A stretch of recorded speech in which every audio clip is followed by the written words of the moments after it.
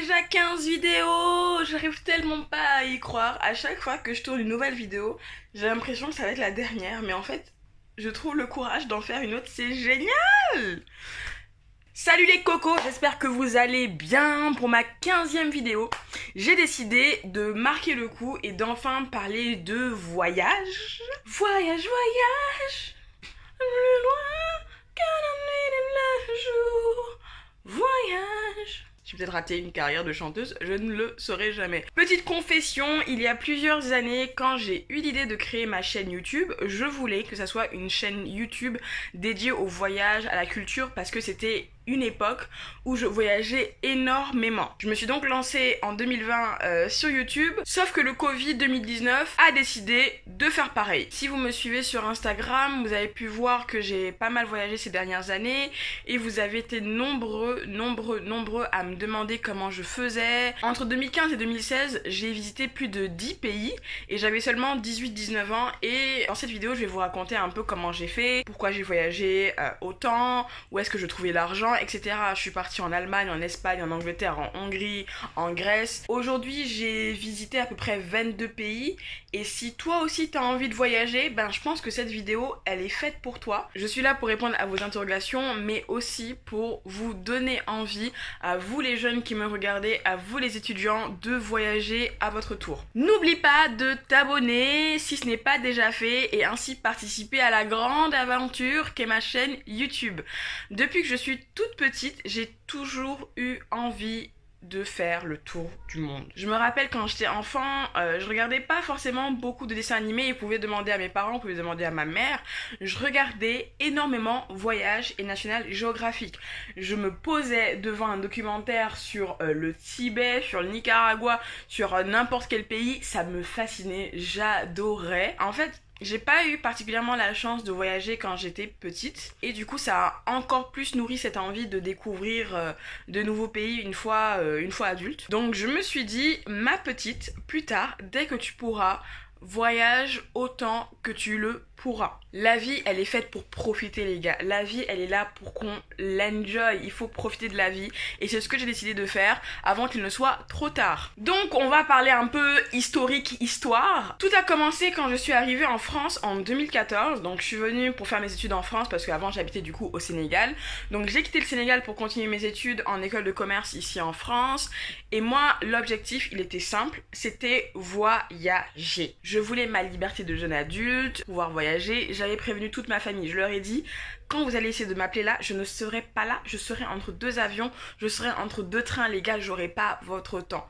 Donc mes parents, ils étaient au courant, voilà, ils savaient que franchement, ils allaient pas pouvoir m'appeler, je serais pas là en fait. Quand je suis arrivée en France en 2014, je connaissais que 4 pays, donc à savoir le Sénégal, le Mali, la France et l'Espagne, basta. Aujourd'hui, on est en 2020, 2014 c'était il y a 6 ans, et je suis partie en tout dans plus de 22 pays, donc en l'espace de 5 ans, seulement j'ai visité 18 pays à peu près. Mais où est-ce qu'elle trouvait l'argent, tu voyageais avec qui, et je vais vous raconter, vous allez comprendre un peu mieux. Pendant ma première année en école de commerce en France, j'ai énormément économisé parce que j'avais comme objectif d'avoir assez d'argent pour pouvoir me payer mes différents voyages l'année d'après.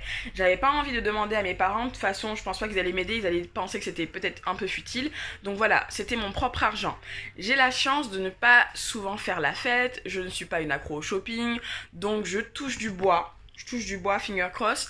J'arrive à très bien gérer mes finances pour le moment, et c'est ce qui m'a aidée pendant que j'étais étudiante. Dès que j'avais une petite rentrée d'argent, que ce soit un petit boulot, parce que je donnais des cours d'anglais, de quelques sous que ma famille me donnait, j'économisais de mes stages, dès qu'on me donnait de l'argent pour Noël, pour mon anniversaire, je mettais le tout dans mon compte épargne. Chaque fois que j'avais du temps libre, j'essayais de travailler et de mettre un peu d'argent de côté pour pouvoir financer mes prochains voyages, et c'est ce que j'ai fait jusqu'à la fin de mes études, et ce que je continue à faire, parce que là c'est vrai que je suis toujours pas, j'ai pas vraiment un emploi stable, mais le voyage c'est ce qui me donne la force, c'est ce qui me motive au quotidien, donc je me dis j'économise, et quand je pourrai voyager, je revoyagerai, et voilà, parce que c'est quelque chose qui m'est essentiel. Enfin, j'ai pas envie de dépenser mon argent dans des trucs futiles. J'aime investir en fait dans des expériences, des trucs qui se vivent, dans les souvenirs. J'aime investir dans ça plutôt que d'avoir un objet cher. Le premier voyage que j'ai organisé en tant qu'étudiante, c'était pour Pâques en 2015 et c'était avec 3 autres copines. On a passé 3 jours à Milan, le billet nous avait coûté 50 € avec Ryanair sur place. La vie c'était vraiment pas cher, c'était un petit girls trip super sympa qui a dû coûter 150-200 € maxi tout compris. Ensuite pendant l'été, donc 2015, j'ai visité de la famille en Suisse, je suis partie une semaine en Grèce avec de la famille. Parce que moi en fait, dès que tu me dis viens me voir, je te dis mais ok j'arrive. Si vous avez la chance d'avoir de la famille, des amis qui vivent à l'étranger, mais les gars allez-y, foncez. Vous attendez quoi? Allez leur rendre visite, sachant que d'habitude le logement c'est un des postes de dépenses les plus chers quand on part en voyage, donc vous allez pas avoir le loyer à payer, donc c'est génial les gars, mais foncez. Donc c'est ce que j'ai fait. Ensuite, dans le bachelor que j'ai fait, il fallait que j'aille à l'étranger pendant 1 an pour la 2e année. C'était obligatoire et c'est même une des raisons pour lesquelles j'ai choisi ma formation. Ma 2e année d'école de commerce, je l'ai donc passée à l'étranger en Erasmus aux Pays-Bas. J'avais pas forcément envie d'aller super loin comme mes camarades, genre Argentine, Chine, Australie, Pérou, nanana, parce que voilà, j'avais la flemme et puis moi mon plan c'était d'en profiter pour visiter l'Europe parce que je savais qu'en Erasmus j'aurais pas beaucoup de cours, donc beaucoup de temps libre, ça allait être génial, machallah. En plus, quand on part en échange en Europe, il faut savoir qu'on a une bourse, donc la bourse Erasmus+. C'est à peu près 2000 € par an et quelques, donc c'est en fonction du nombre de mois que vous allez passer en Erasmus, donc 1 semestre ou 2 semestres, moi c'était 2 semestres, et c'est en fonction du pays où on part que le montant de la bourse vous est attribué.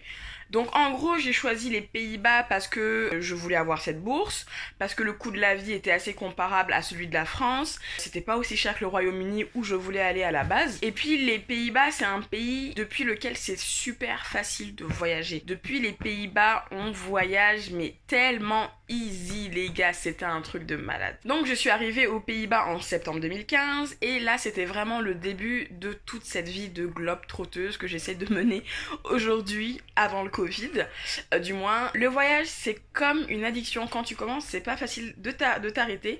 Je suis arrivée donc je vivais avec d'autres étudiants en échange et je devais avoir peut-être 4 ou 5 cours par semaine et si tu t'arrangeais bien tu pouvais étaler tous tes cours de la semaine sur 2 ou 3 jours, ce qui te permettait en fait d'avoir beaucoup de temps libre pour faire plein de choses, donc tout bénef pour partir en voyage. Évidemment moi dès que j'avais du temps libre je voyageais. Bon, je suis rentrée 2 ou 3 fois en France sur 1 an, sinon le reste du temps j'étais à l'étranger.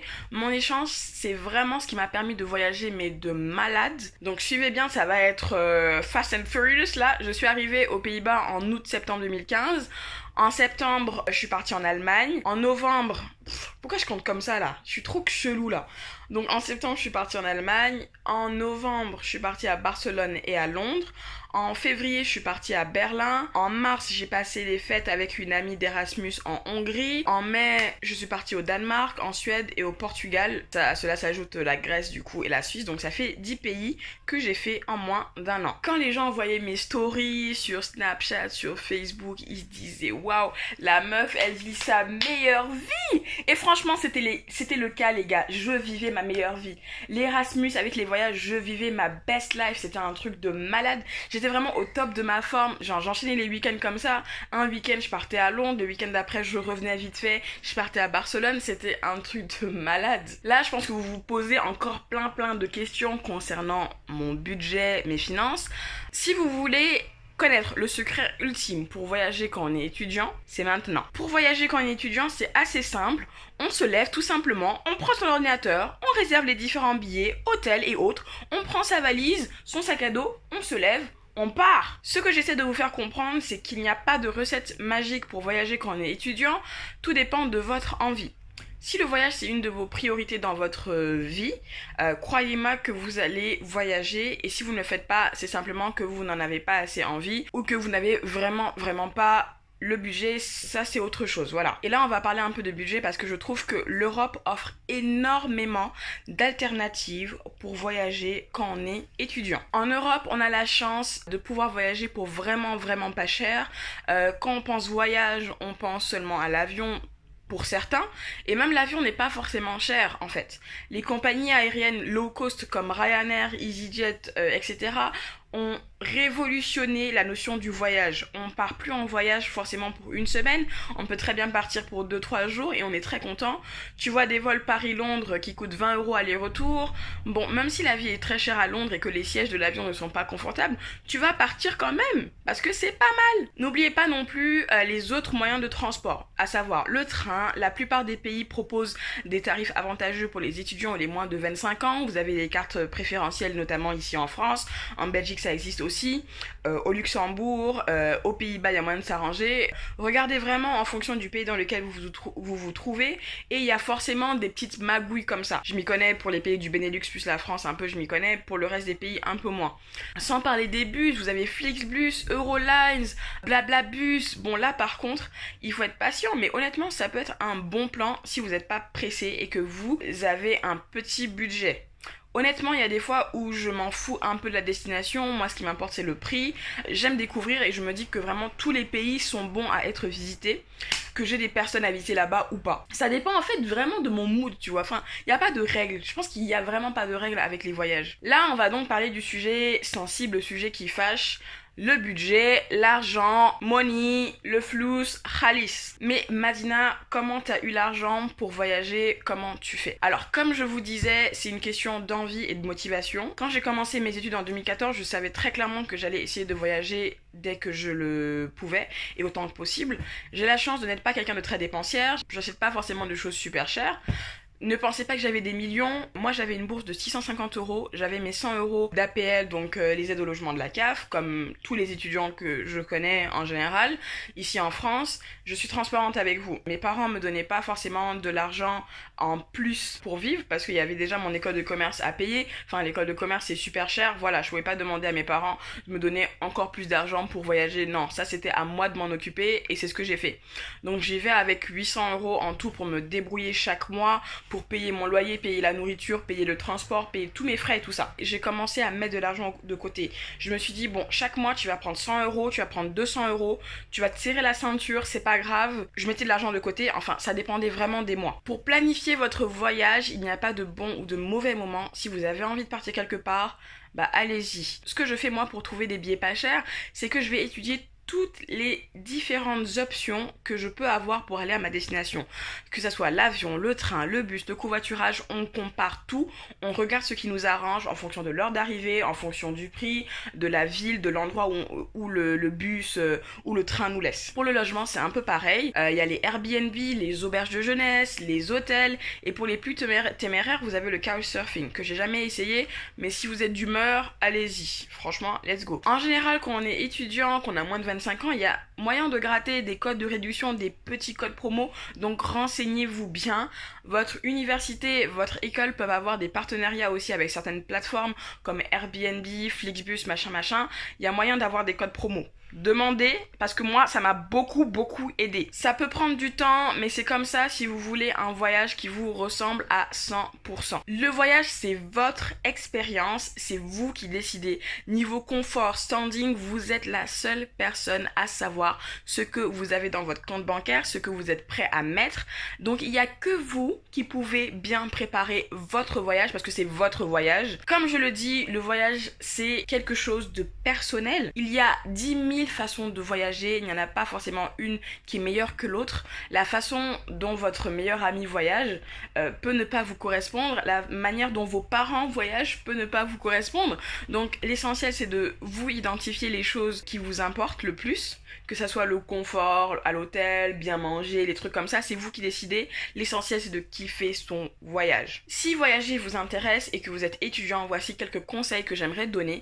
Sachez que si vous voulez voyager, vous pouvez voyager. Après, tout dépend ce que vous recherchez comme voyage, mais pas besoin d'être millionnaire, ça c'est sûr. Premier conseil, élargissez votre horizon de voyage. L'Europe, ça s'arrête pas à la France, Espagne, Portugal, Belgique.